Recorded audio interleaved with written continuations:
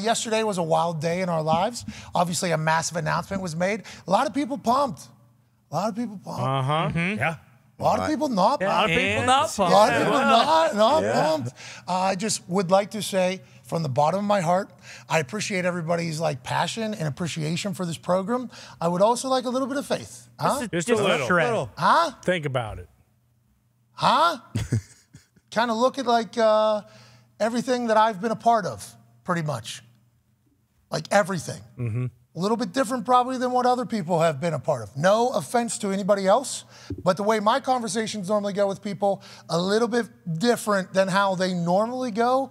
And that conversation with the powers that be at ESPN right now and at Disney all had the same exact lineup. It's, hey, we are aligned. And I think the reason why I'm so excited for it is because sports media has really been like one particular thing for a very long time. And I know there's people that do different things other than debate, but the debate era certainly became a thing in sports media, and debates naturally lead to division and nitpicking and tearing people down because that is what debates do. So I think a lot of sports media was trying to mimic what Stephen A. Smith and Skip Bayless created whenever it was morning pizza. Cold pizza. There it is. And then In the morning. Normally it's cold in the morning.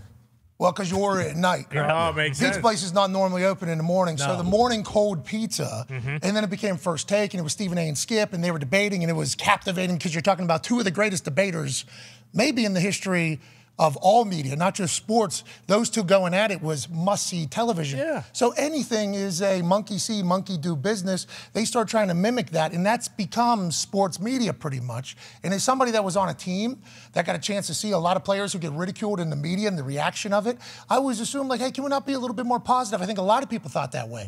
Because whenever you naturally get into debates, there is some putting people over, but normally it's this person's better than that person because I'm going to tear that person down. So it's a little bit of a negative kind of vibe whenever you're talking about sports media, and real conversations have to happen. So we always wanted to celebrate sport. And in doing so, we might say some words that adults say and the internet says, and I think in the future it's going to be much more accepted because words don't really, They're just spells. A little different. They don't cast spells. Yeah, well, it's a little bit, but I feel like we have always celebrated sport, celebrated greatness. We try to utilize sport as a unifier. We have people in our demos, and I've had to go through all my stats and analytics for all these conversations I've had with people. We got people from this side of the spectrum politically all the way to this side of the spectrum politically, and also touching the wall. Yeah. the what we all know. The fringes of, We know far outside. those ones out there, because we all have the same kind of love for sport. So I feel like we've always tried to put that at the forefront of everything we do. If we wanted to be negative, it would run up numbers. Sure. It's an easy thing to do. And to be honest, with the talent we have on microphones on this particular stage, if we wanted to be negative people, we'd be the best in the world at it. If I was cutting heel promos on people every single day in sports, which is an easy way to run up numbers, be negative about it, and you kind of forget that the people you're talking about are humans as well, who have feelings and have worked their asses off and everything like that. But if we're just looking at sports as objects, and I'm cutting heel promos on people, and then you got Connor and Ty at the toxic table chiming in on top of it, we could be the most negative fucks on earth. That is a very easy thing. But we've chosen to do it in our own fashion. We've chosen to do it in our own way. It's been by design. I've been offered contracts from every platform or network that we were just talking to in the past, and I've said nope because the circumstances weren't right. It wasn't the right time. Now it feels like the perfect time, mostly because the president of content over there, Burke Magnus, brand new. Okay? Been around ESPN a long time. This is his first couple months here in charge of content and what ESPN is as a whole. Since day one, literally in the meetings that I've had to go to, this dude is like, he gets it. I want you in our here. thing. And he's not saying, hey, I want you here so that we can change you into what ESPN has been. It's like, hey, we want you to be a part of our operation. Jimmy Pitaro, he and I did not know each other. Whenever ESPN was banning people from coming on our program, that is when, and this was a couple years ago, when hashtag ESPN stinks was trending for 10 hours, I think, because of the way everything was going with them over there. I met Jimmy for the first time there because he and I did not interact with each other since our first conversation, me and Jimmy Pitaro. And there's a reason he is the guy in charge of it all. And these executives at high levels normally seem to get it.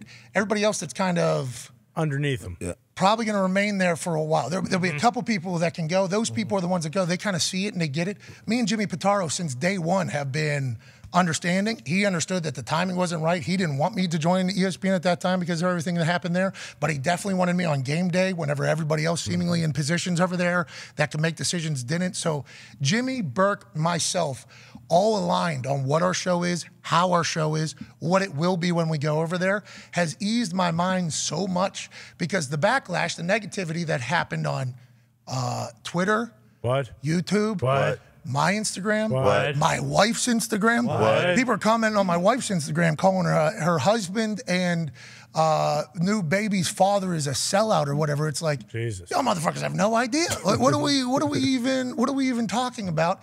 And the reason why I didn't like try to explain myself to everybody is because with this particular program, and I know it sounds arrogant or whatever, but like I'm the host, I'm the pundit, we're the producers. What gets talked about has to go through here.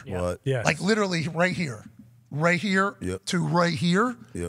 And it's like, that's never going to happen where it's going to become, so it's a cool thing with how passionate people are and how mad people got. But I think we have a real opportunity here to change sports media as a whole. Because just like Stephen A and Skip had success and everybody wanted to replicate it, if we're able to get in there and showcase that, hey, you're able to cover sports in a celebratory fashion, in a way that you're happy for people, as opposed to trying to prove why people shouldn't be in the position that they're in, I think there's a chance that that could maybe ooze in to other decisions that are being made. And we have a real opportunity here to change a narrative, I think, about an entire division of people, sports media. And I think it's one that I'm incredibly honored to have. Oh, yeah. And just like I said at the end of the video, like, thankful that ESPN's people in charge kind of see this as well. But I hope that there comes a time where there's a lot of opportunity for not only ex-players who have podcasts, but just people who choose to cover sports in a way where it's like, hey, we love competition. If you want to deal with the real world and everything outside of it and negativity, you can. There's a lot of places for that. But here, let's enjoy the greatness that we get to watch. So I hope we have success. I hope it works out great. They're going to take it on the shins a lot. Oh, yeah. They're going to take it on the shins a lot the first couple. We are already, I'm getting battered, but fans of this show are murdering me right now for this whole thing. And it's like, you have no idea. I don't. But they're going to take it as well. And we've had numerous convos about how, like, hey, let's go. Let's give this a real go. We're both going to have to wade through a little bit, but we'll be good in the end. And I'm very, very, very, very thankful that we're getting the opportunity to be on every single television in America. Everywhere. Every single fucking television in America, pretty much, our show is going to be on. That's good news. That's not bad news. And if we're able to remain the same, and I've said fuck 5-6 times here already, and we'll have to dial that back. And I didn't say, like, there's going to be a couple that slip through. It's going to happen. Always There's going to be a couple that slip through. Happen on the simulcast. But please have faith that we will be able to produce a show that is entertaining and still our soul and our spirit, because that is literally what the entire conversation was. Other than that, I am so pumped to be a part of the ESPN family. And I think there's a perception, fairly or unfairly, that ESPN, or maybe any network for that company, for you and the way you build your brand, doing it your way, maybe there was a perception, oh, God, Pat finally sold out. He got too big. Here he goes. It's too good to be true. We knew it. And I'm like, who would, especially your own fans, like, who would ever... Dude, they were killing me, Herbie. I was getting killed by them. I know, but like you said, your own fans would think, it's like anybody who listens to you and your guys, like, you would never sign a contract where you're gonna. I mean, listen to the upfront story. You're like, oh, there's a prompter. What am I? You just walked out there and you were you. And that was like your opening remarks to being a part of the ESPN brand, and that's not going to change. Nothing. Anybody who knows you and your guys are never going to change, and that's not what ESPN would not hire you to say. Okay, now come over here and get in this little box. See, but I think people think that about ESPN, absolutely. which is the problem. Like people think that, and I don't know how that became the immediate thing. I guess instead of blaming talent, I guess they're just blaming the network as a whole. As a whole, which is interesting. And we lose service. I mean, this guy. Of course. Are you in the back of a box truck, bro? Yeah, come on. We're gonna try, to be full sellouts by the end of this whole thing. Sure. That was the goal. That was the reason why the conversations even took place. Not because, life gets easier, show gets better, things grow. Oh, no. Maybe changing narratives about sports media as a whole. Not at all. Yeah. It's strictly so we could be sellout little punks. How can we sell out? I feel like selling out. It's pretty sweet. That's what It's they a good say, life. sell out. All right. This show sucks. That's Mickey Mouse, Nick. Well, speaking of Mickey Mouse. Yeah, careful. Don't speak about your boss. I was at Mickey Mouse up there. Literally just yesterday. I thought about that as I was up there. It's all pretty Mickey Mouse. No big deal. All right. Goodbye, everybody. We appreciate the hell out of you. We promise we're just going to keep going. And if you want to ride with us, we appreciate it. If not, we understand. But we're very thankful and pumped for what could potentially become of sports media, especially with our time at the worldwide leader who is on every single television in the world. This is an incredible honor. We're very thankful. Shout out to everybody, and we'll be back tomorrow.